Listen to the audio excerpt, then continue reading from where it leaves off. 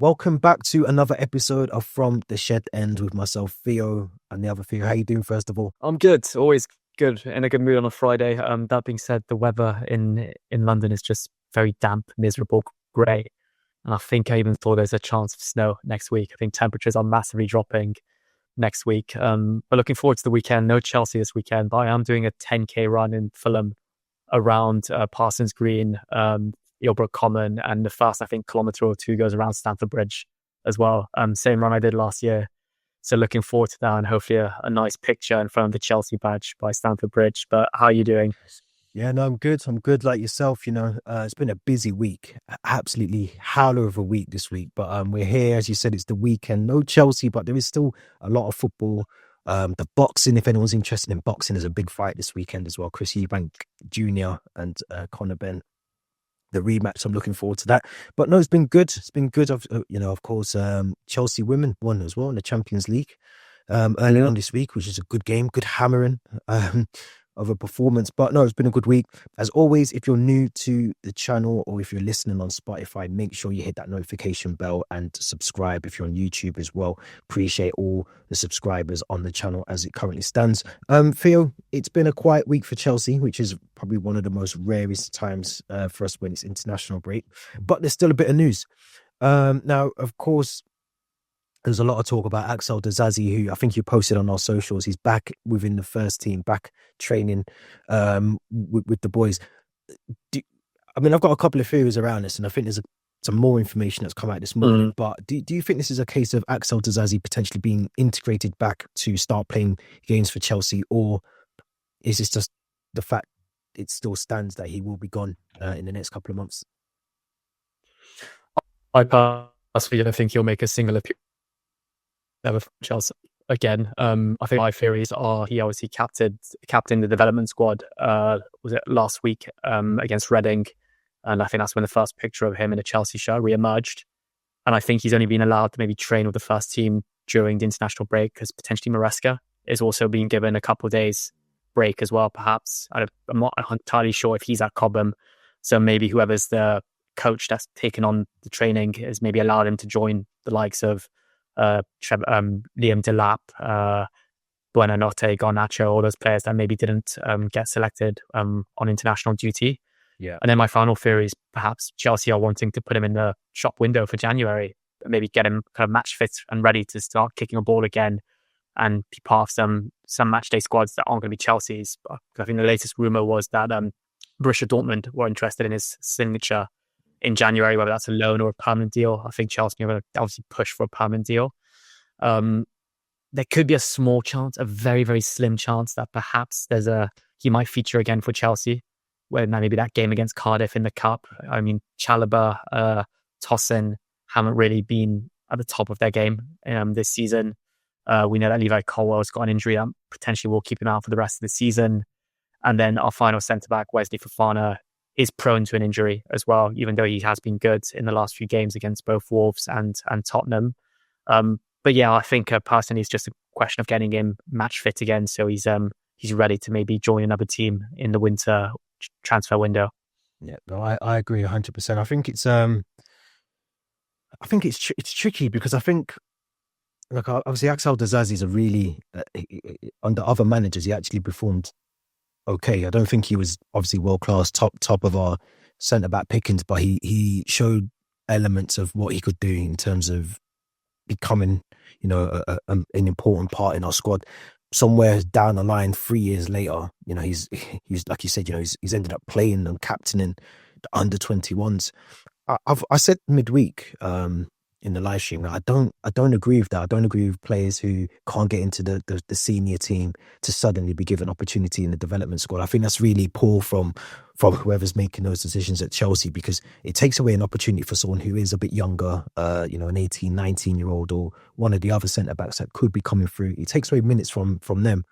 What's your thoughts on it? Because I think he's obviously, he's been...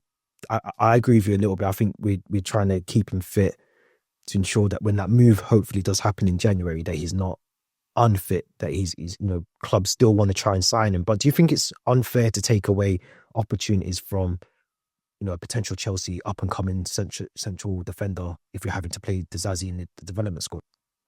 Yeah, it's a good point. I mean, if a player's got no future at the club in the first team or any other kind of tier of age groups, then there's no point just playing him. I am aware that he's under a contract, but you're not seeing Raheem Sterling playing the development squad, are you? So why should Disasi have that maybe exception or maybe taking off a spot for a promising young talent that could potentially break into the Chelsea first team further down the line? Which I think just reinforces our kind of our point that maybe he is a sellable asset in January and we are trying to getting him match fit. And why has this only happened in November and not in September, October? Because we're getting closer to that January window. But yeah, probably very unfair to maybe a under 21 player who could have maybe captained the team or got in that role in the starting 11 ahead of Disasi. Yeah, it's an interesting one. It is an interesting one.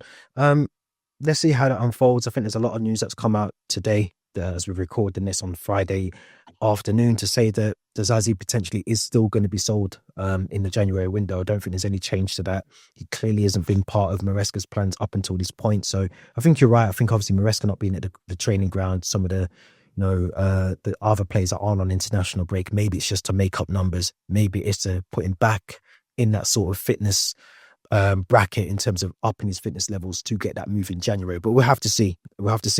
Reece James, let's move on to Reece James from yesterday. His England performance against Serbia in a 2-0 win at Wembley Stadium. Now, this was Reece James who was playing he's played brilliantly, played a really good game for England. Is Reece James back to his best? I think that's the question. Is Reece James back to the level that we know he's always had the potential to reach? I think saying he's back to his best is a huge kind of statement to make, given how good he was kind of 2021, 2022 in that second Tuchel season. I think a lot of us had him as the best right back in the world at the time, maybe alongside Ashraf Hakimi. But I definitely think he's getting closer. And I think what's really promising about his trajectory that he's shown this season is that he's avoiding injuries. I think that's a credit to Maresca, who's managed his minutes a lot. Again, in our Wolves game, he played Gusto ahead of James. I still feel like Tuchel just wants to play him in every single game. He got 90 minutes last night against Serbia. I think he will be the starting right back at the World Cup if he stays clear of injuries ahead of a Trippier, Trent Alexander-Arnold as well. But yeah, I think it's really promising that he is finally able to play the games that we wanted to play in these big games against Tottenham, against Liverpool, against Bayern Munich. But hopefully he can stay clear of his injuries. We can maybe, I don't want to say manage his minutes anymore, but give him the 90 minutes he needs in the big games, and maybe these games against Wolves, these games against Cardiff in the Cup, potentially if we secure Champions League football, knockouts or quarterfinals or round 16, we can maybe rest him in the games against Atalanta or Paphos potentially. But we do want to see Reece James playing 90 minutes in the big games, like I said, and that's what he's been doing this season. So yeah, it's really pleased to see that he's back to his best, back in the England fold as well. And quite interesting, I think the England Instagram account put a video up of all the England players mentioning the best goal they'd ever seen at Wembley. And a lot of the England players, I think Bowen included, mentioned the Reece James free kick. A lot of the England players said that was one of the best goals they'd ever seen at Wembley. So he is a dead ball specialist as well. And I think that's why he's adding to his game a lot this season. Assists from corners, assists from free kicks. I think if you want to see one of the best, one of my personal favourite Reece James assists, look at the Cucurella goal against United last season. Yeah. That cross he gives into the box. But yeah, fantastic player. But I really hope he can just stay clear of injuries going into this really busy, congested December period. Yeah, and even one of the articles, I think it was in the Athletic, I was reading. Reece James apparently is now aware of understanding his body. I can't remember what games they were. I think one of them would have been the last international break, for instance. I think he decided to withdraw from that because of I think he had a bad cut on his leg anyway. But in terms of he knows when and when not to be playing football. I think there was a game recently where I think we played Gusto instead because he told Maresca, I don't fully feel like I'm ready to play in this game, or I'm not fully fit to play in this game. And I think it's just understanding his own body as well. And I think he's not the only one that's doing that. Enzo Fernandez has done the same. He's withdrawn from the latest Argentinian squad because of those reasons. So I think Reece James, I think, has understood now that for him to be able to play as many games as possible, he has to listen to his body. And I think before, he probably wasn't doing that. He was trying to probably push himself, get himself through this 90 minutes and play through the pain. And I think that's come at a massive cost to his progression. I think his development. I do think he's getting. I think he's back to his best. I generally do think he's back to his best. I know we know the potential he can hit and the potential he has hit before, but I think he's back there. I really do. I look at the game last night and just the intricate passing and the linking up, dropping into that midfield, attacking as well. There was I don't know if you got to see it, but there's a bit of skill. I think it was with Bellingham, like a 1-2. I'm going to clip it and I'm going to put it in this part of the video here. But that piece of skill, it's not. You've got to have confidence to do that. That doesn't just come because it's a bit of a thing you try in a game. That's confidence. I think he's up there. I think he's back to his best. I've got a question. England play Albania on Sunday, 16th of November, which is a bit of a dead rubber game given we've already qualified. We yet to even concede a goal in England's qualifier campaign. Does Tuchel play him in this game, or does he rest him, or does he maybe has Maresca had a word with him being like he can only play in one of the two games, but he can't feature in the second game, perhaps? Or do you think Tuchel just ignores that and plays him again? It's tricky because I think Tuchel, I think you said it before, Tuchel is obviously a fan of Reece James. He obviously knows him well from his Chelsea days. I personally wouldn't play him. I think in a game where you're away from home, you don't necessarily need to win the game. Like you said, it's a dead rubber. I think if Tuchel is smart, because it's not the thing with it, we're talking about from a Chelsea point of view, but he could end up having a long-term injury that actually sees him out of the World Cup. So I think Tuchel still has to understand that whilst he wants to play his best players, he has to start thinking now about this World Cup in a couple of months. And if Reece James was to pick up a big injury that requires surgery, or we know that puts him out for some considerable amount of time, it could impact his time at the World Cup. And I think you're right. I think he will be the getting a nod at the World Cup. So I think I wouldn't play him. I can't remember who's in the squad with him. Is it Carl Walker still? I can't remember who's the backup right back. But whoever the backup right back is, I think obviously I think it would be Carl Walker just as a default. But whoever that is would, in my opinion, should start the game on the 16th on Tuesday. Rob, what do you think? No, well said. I completely agree. I feel like as much as Reece James is probably the favoured right back to start in the 2026 World Cup, Tuchel does need to be aware that he should always have a backup option. There's still a large chunk of the season to go. There will be injuries. He may not have one of his preferred starting 11 players in that squad, whether that be a Bellingham, a Stones, a Reece James. Even I think Pickford went down at one point yesterday injured. At some point, I think Saka looked like he was limping at some point. There will be injuries, so he has to be smart and maybe play a Walker, a Trippier, a Livramento in these type of games to kind of allow a bit of rotation and allow Reece James to be back at Cobham next weekend and ready to play Burnley at Turf Moor. I think the good thing is, I think this is now up until possibly March, maybe. I can't remember the next internationals are, but up until those next fixtures, it is literally just focus on Chelsea and hope Reece James doesn't get injured during that busy, critical period of our season. But more so, for England's sake as well, I think he's going to be a massive part going into that World Cup. So let's just hope he doesn't pick up any silly injuries. I think that's the key thing from this. Absolutely, yeah. Let's see. Let us know what you think about Reece James. Should he start against Albania on Tuesday? Let us know what you think in the comments. Don't forget as well, as I said, make sure you subscribe to our YouTube channel. Now, this is the fun part of this episode, of course. There's no match preview this week with no Chelsea in action. But it's quiz time. And I love a good quiz. I'm normally rubbish at them, but I still love them. Now, Theo, I know you've got questions. I've got questions. I think I went overboard with mine. I think I could do like a pub quiz. I've got that many. I don't know how you want to do this, whether you want to do it as a question for each question or... Let's do one question each. And then maybe we get a point for a right answer. I think I've got 10 questions. Hopefully I can have time to go for all 10. But maybe we can do 10 questions each. And then at the end of it, I'll try to keep score. Whoever has the most, we'll call them the Chelsea Genius of the Week, perhaps. I've got 40 questions, just so you know. 40. But we won't. I've got lunch. I might not have time for my lunch today. Yeah, I mean, let's start with Yeah. let's start with some of your questions first. I think if Cool. Yeah, let's take it in turns. We'll do one each. But yeah. I saw this question pop up on I think it was on the Chelsea app or on Instagram or Twitter somewhere. And it did take me by surprise, and I remembered, and I was like, oh yeah, that's true. But which player netted the final goal of the Abramovich era? It's a tricky one to start off. So this game was in May 2022. I mean, this could be anyone. May 2022. Do we get any clues in this game? I mean, is it just? Are we just? You could have maybe like an ask a friend in me has maybe for a small. It's ask a friend. I'll give you a small little clue. He now plays for Aston Villa in the Premier League. Oh, not Ross Barkley. It is Ross Barkley. Yeah, mad. He scored, I think, a headed goal against Watford to win 2-1 on the final game of the season, which was the final game of the Abramovich era. That's crazy. I would never have got that. I don't think. I know. Okay, that was a good question. A tough one. A tough one to start. I am all right. I mean, I don't know why, but I've categorized these in like.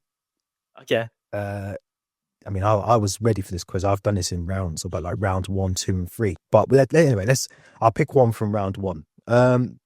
So my question is, who scored Chelsea's only goal in the 1998 UEFA Super Cup victory over Real Madrid?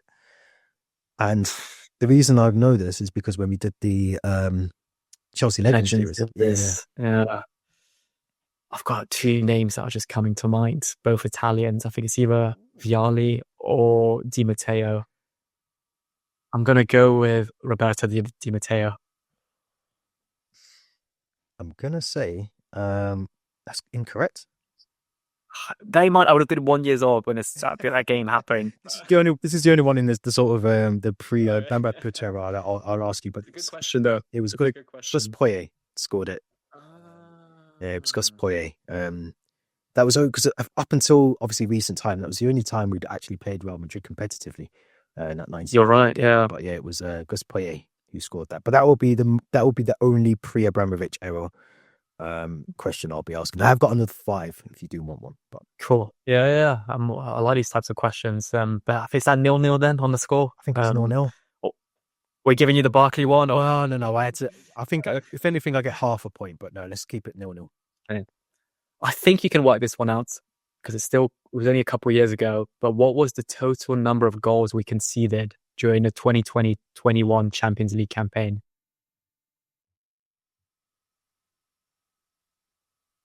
I was going to say 0. It's not 0, so I think it was probably about 1.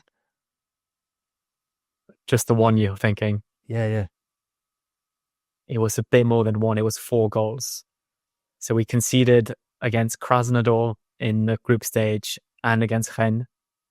And then we conceded it against Porto when I think Taremi scored that bicycle kick. Yes. And then Benzema scored against us for Madrid in the away leg of the semi-final. So it's 4 goals in total. But I still think that's very, very low and very good. Yeah. No, it's good. It's good. Let me see if I can get a good question. Okay. Who scored Chelsea's first ever goal in the Champions League knockout stages?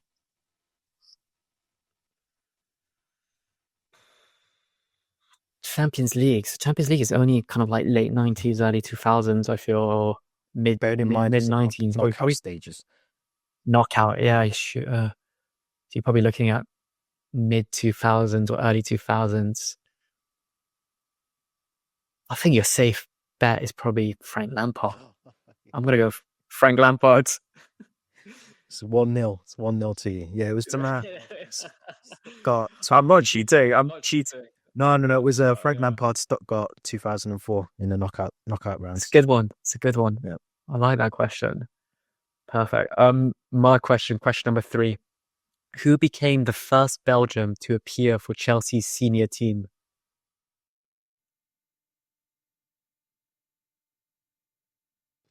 I did say appear, not signed. Yeah. Oh, that's a good question. I mean, Kevin De Bruyne will probably. Did he? I'm going to go with him actually. No, I don't know. No, I don't know. Yeah, I like to gauge from your facial expression. Poker face. The poker face. So, it can't be. It's not really Hazard. That's just ridiculous. The first Belgium. I'll give you a clue. We signed 3 Belgians in the summer of 2011.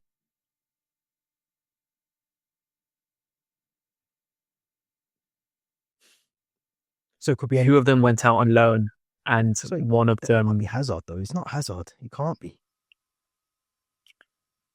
I'll give up. It's not Hazard, because Hazard was signed in 2012. Exactly, We signed De Bruyne, Thibaut Courtois, and Romelu Lukaku 2011. And Lukaku was the only one who went on to make an appearance for us that season. Yeah, because so the answer, I want to say, unfortunately, given how his career planned out for us at Chelsea, is Romelu Lukaku. I'm not doing well at this quiz at all, but in my no, tough questions. In my defense, I think I've removed every element. I've mentally removed Lukaku from Chelsea. His history's been voided out of all conversations. But no, that's a good one. Because I think Courtois would have gone to Atletico. Yeah, we loaned him for 3 consecutive seasons at Atletico Madrid. And De Bruyne, I think we signed him, but then loaned him back to. So we loaned him back to Genk, and I think. Then he came back to Chelsea for I think half a season, and then he went out to I think Wolfsburg or Werder Bremen, one of those teams. Yeah. It's a good one.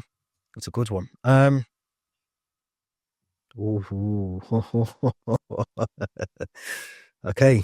I might jump around here because I think there's a couple of good questions I want to get at before we have to wrap up. But during the 2014-2015 title winning season, Chelsea's only home defeat in the league came against which team? These are hard questions. I don't know why we've done this to ourselves. We actually are testing ourselves today. I've literally noticed. I feel like it's one of those ones where you watch all the goals and all the games on YouTube. So we beat Arsenal, we beat Tottenham, we beat City, we drew City that season. We drew Liverpool, so it would have been, that's not Swansea, it's not Stoke. We beat Sunderland final game of the season. Why am I having such a blank? It wasn't Hull, it wasn't West Ham, it wasn't Villa. Oh, this is frustrating. Was it Leicester? No, we beat Leicester early on in the season. The name, it wasn't Stoke. Oh, Swansea, it wasn't. Who was in the Premier League that season? No, we drew a Burnley, and I think Matic got sent off in that game. Oh, this is frustrating.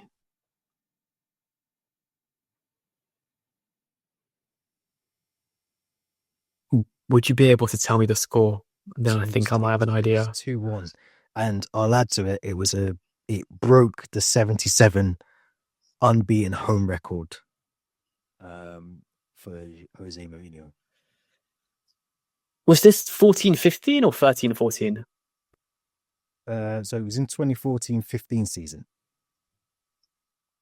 according to what I've got here. Because I know we lost to Sunderland the previous year at home, and that broke Mourinho's home record. So I'm always wanting to say this stat is maybe wrong, and it's the wrong season, and I'm going to say Sunderland. It's saying the correct answer is Sunderland. So yeah, it's wrong because that was the previous season. That was 13-14 April. And I think we mentioned that when we spoke about, I think, Borini, when we did the rankings for the players who scored against us. I'll give you 2 points for that one. I mean, anyone could fact check that, but I'm pretty sure it was April 2014, but it was the 2013-14 season. Etos opened the score, and then I think Borini and Connor Wickham scored for Sunderland. No, Wickham, what a name. Throwback. Wow. Yeah. Because if you remember, we beat Sunderland the following year on the final game of the season when we lifted the trophy on John Terry's final game. So it could have been the 14-15 season. Just caveating away from that very quickly. Have you watched the Obi Mikel John Terry podcast? Not yet. It's on my. I've got it downloaded. But I've seen some snippets of how he used to switch off all the lights or refuse to touch a ball of the color red before games. There's a bit about Diego Costa in the left as well, which is I've seen a snippet of that. oh, crazy. So it's 2-0, I think, to you at the moment. I don't think I've got one right as it stands at the moment. So let's do another maybe two or three more if we can. I think you'll get this one. Don't do that. So, which of the following nations has not had a representative in Chelsea's men's first team? So the four options are... It's got to be multiple choice. Yeah, it's multiple choice, don't worry. I've got Morocco, Albania, Australia, or Costa Rica. And I'll give you a bonus point if you can name one of the players from each one of those countries. Costa Rican? Have we ever signed a Costa Rican player? Sorry, Albania, Costa Rica, Australia, and Morocco. And where, sorry? Morocco. Well, Morocco, Hakim Ziyech. Australian, Mark Schwarzer. Have I just made that up? Is he Australian? I think he's Australian. He's Australian today. Costa Rican. An Albanian. Have we ever signed an Albanian player? I don't think we have. I'm going to go with Albania. I don't know. I can't remember the Costa Rican player whoever we signed, but it's got to be Albanian. Oh, no. Right. No. It's wrong. I'll take it back. It's wrong. It's Costa Rica. You're right, yeah. And who was the Albanian? Is Bro, you're not Albanian, or has he got... Broja's Albanian, yeah, you're right. Schwarzer, you're right, with the Australian.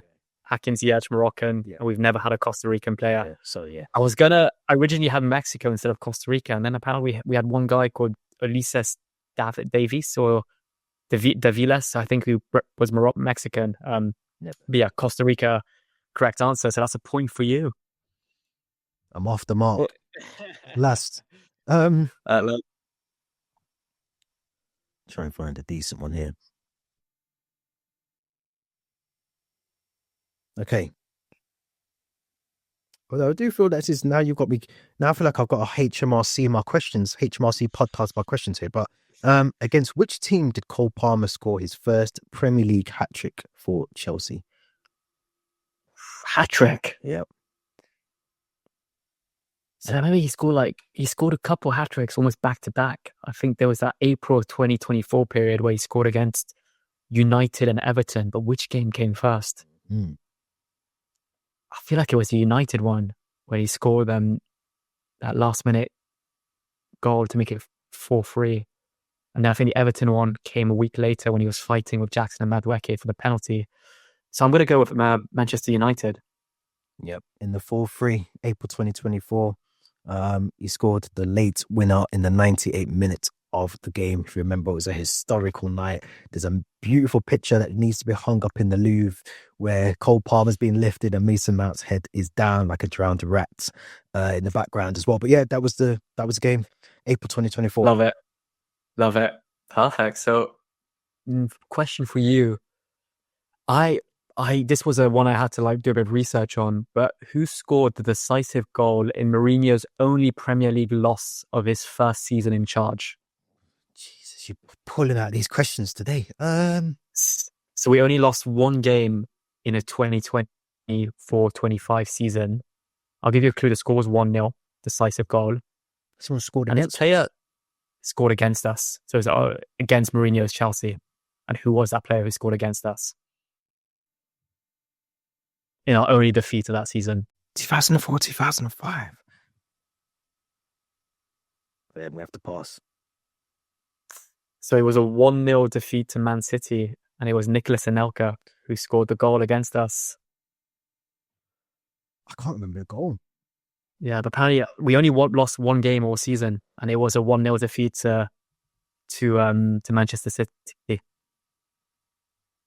can't remember the goal. But yeah, that's a tough one. I feel like really tough one. I feel like I've become unprepared for this. I have got some easy questions. I think I'll end on one of these in a minute, but I'll do one more question. Okay. Who was Chelsea's first choice goalkeeper during the 1990-2000 Champions League campaign? 99, 2000. It's either, was it, who's the guy? It's gotta be Cudicini. There's that one right before Cudicini who had like the bit of the mullet haircut, I feel. But was it Bezant or Peas, something like that? I'm going to go with Cudicini though. It was Ed De Hoey, Yes, the Dutch one. Yes. goalkeeper. Yeah. That one again was a bit of a curveball. No, it's a good one. It's a good one because I do that name does ring a bell now. Yeah, he's a Yeah, goalkeeper. Well, your last question, and then I think we'll have one more after that. So, all right, let me pick which one. Do I go with an easy one or do I go over? Just make it an easy one. I've lost track of the score as well. I think you're ahead. I'd say you're ahead. Oh, I think I'm 3-1 up. I think it's 3-1. Okay, I'll give you this one because I think you can get it. I'm going to give you a leeway of 2 points. So if you're within a bracket of 2 points, you'll be able to get a point here. But how many points did Chelsea accumulate when winning the 2016-17 Premier League title? I'm just going to say 94. 93. But you get the point because I did give you a leeway of 2. So you do get, yeah. The reason I say that is because, again, I think it was in the Chelsea Legends series we did. I'm sure I remember that. It's stuck out in my head. So close. So close. You get the point, though. You get the point. I get the point.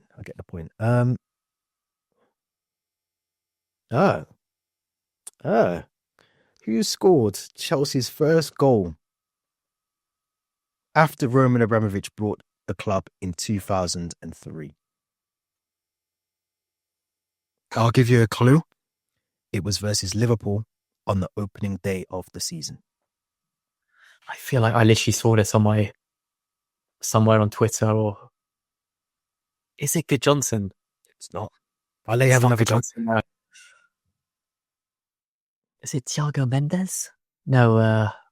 I'm just going to be saying names now. Gallas or Carvalho? No. I don't know. No, actually, according to this, and again, I feel like I got to HMRC my answers, but it was Jimmy Floyd Hasselbank. Oh. Yeah, so I reckon he would have been getting phased out of the team then. So he did. I remember like he got sold by, I think, Mourinho. So he must have been during Ranieri's maybe last season, perhaps, or I think so. Yeah. I have got one more. I don't know if you've got any more. Yeah, I can. We can do one more each. Yeah. All right, I'll let you go first. I'll give you an easy one to kind of wrap things up. They're all meant to be easy. So I'm looking for the names of 2 players. But we all know that Drogba and Hazard scored in our Champions League final victories, but who provided their assists?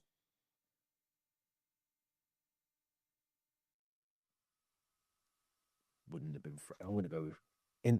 Sorry, the question again, please. So the 2 players who assisted, but both. I mean, it was first goal for Didier Drogba in 2012, second goal for Kai Havertz in 2021. Champions League finals. Okay, so Mason Mount for the Kai Havertz one. Yeah. And I think it was Frank, Mr. Lamps, for the 2012. It was Juan Mata. I was going to say him as well. Oh, man. And it was Torres who won the corner for the for the assist. Yeah. Right. Final one. Last final one before we wrap up. So this one is can you guess who I am? Ooh, I like these ones. So I joined Chelsea in 2007.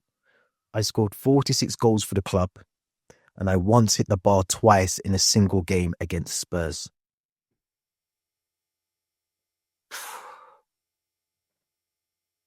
I'm tempted to say Shevchenko, but did he score 47? 46, but no, it's not Shevchenko. 2007. I can give you a clue if you want. Oh, would it be? No, 46 is huge. It's not Branislav Ivanovic. No. It's actually a good one. I feel like we signed some really dodgy players in like that 2007, 2008 period, like Sidwell and Boularus and all that. Hit the bar twice against Spurs. What I will say is, I reckon, Yeah. and it says 46 goals. I think that's league goals as well, not all comps. Must be quite a...